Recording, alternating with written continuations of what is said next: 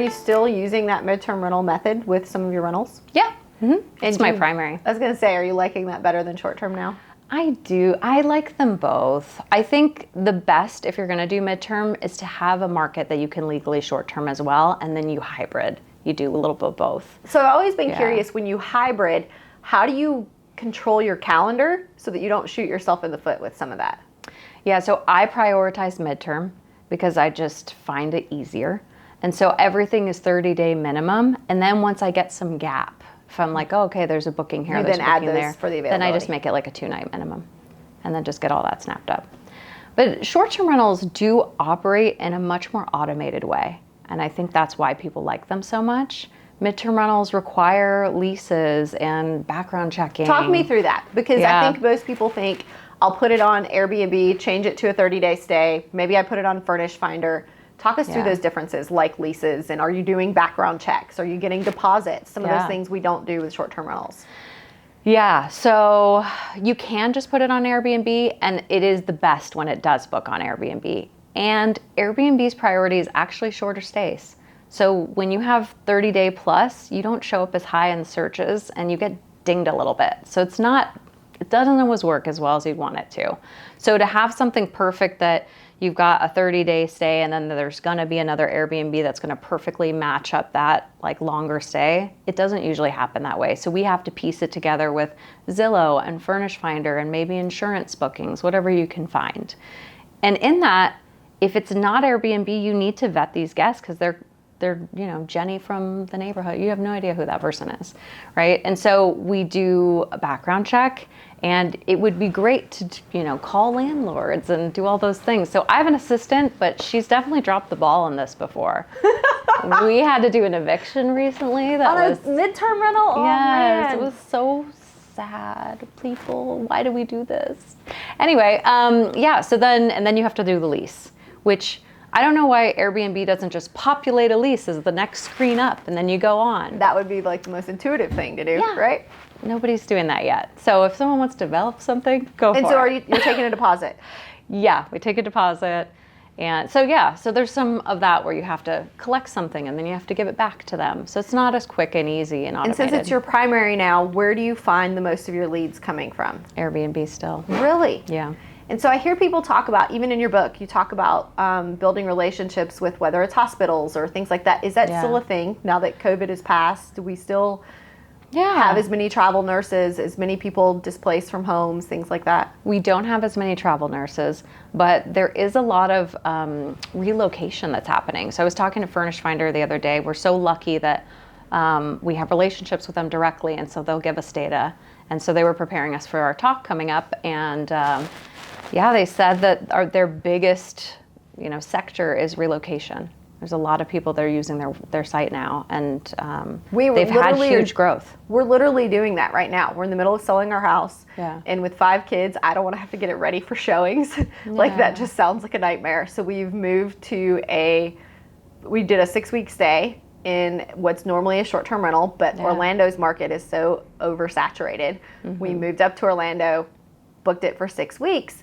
But I tried Furnish Finder and I couldn't get any of the people to respond to me. I waited. Really? Yes. Amazing. And then I sent it through the app. I went to texting them. Finally, a couple of them texted me back, but I'm like, dude, this is too much work. I'm going through Airbnb because this is starting to feel shady to me.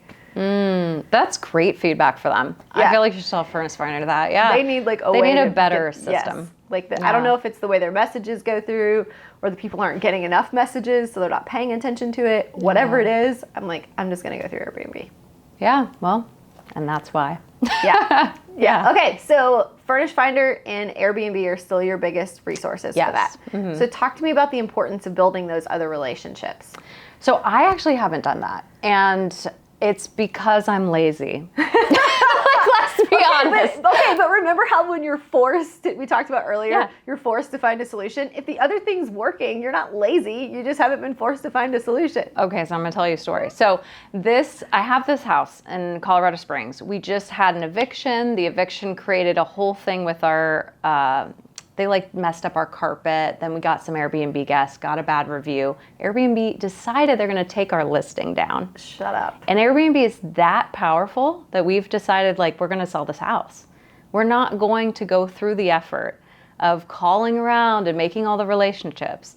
There are people like Jesse Vasquez that have like just absolutely killed in that. Yeah. And if you are the type of person that you're willing to do all the cold calling and build the relationships and nurture those, 110% that works. Okay, so we should stop and talk about that. Yeah. Because I think I'm not that person. Yeah, and that's okay. And I know right? that. I know that, right? First of all, it's great to acknowledge that. Yes. I'm not that person either. Okay. I do not want to be having those hard conversations. Yeah, not for one house anyway. Following up with them. Like, that's not the skill set that I have. Yeah. And so I think it's really important that because there's so much advice, right? Yeah. Everybody's got some advice. You have to do it this way. This is the best way. And there are a million different ways to make money in real estate. Yes. And so finding those that kind of play to your strengths is what's going to make you successful and not burn out. Because if you had to do that cold calling and relationship building and all real of that, estate. Yeah, I'd be done. you wouldn't stick with it. Totally. And this game is like staying with it long enough to be successful. Totally. And so finding those things that like actually work with your personality and your skills are what's going to keep you successful. So I love that you've even decided to sell the house. You're like, this is not me. I don't want to do this. No, and I have a bunch of equity in that house. Like, that money can make so much more money for me. It's not worth my time. What are you going to do with it? I'm going to put it in the syndications. Girl, I like to do passive now. That's what's up. It's so funny how you progress to looking for stuff that's... It's funny. There is like an arc. And I think a lot of us do end up in an area where they're like, okay, well, I think though in that process of that arc, you have to learn enough things to make a good decision for when you invest in a syndication. Yes. And you get the skills to figure that out. Yeah, When you do that. You also meet a lot of people and make a lot of relationships to make those decisions. Yeah. Instead of blindly being like, oh yeah, that sounds fun. Yeah.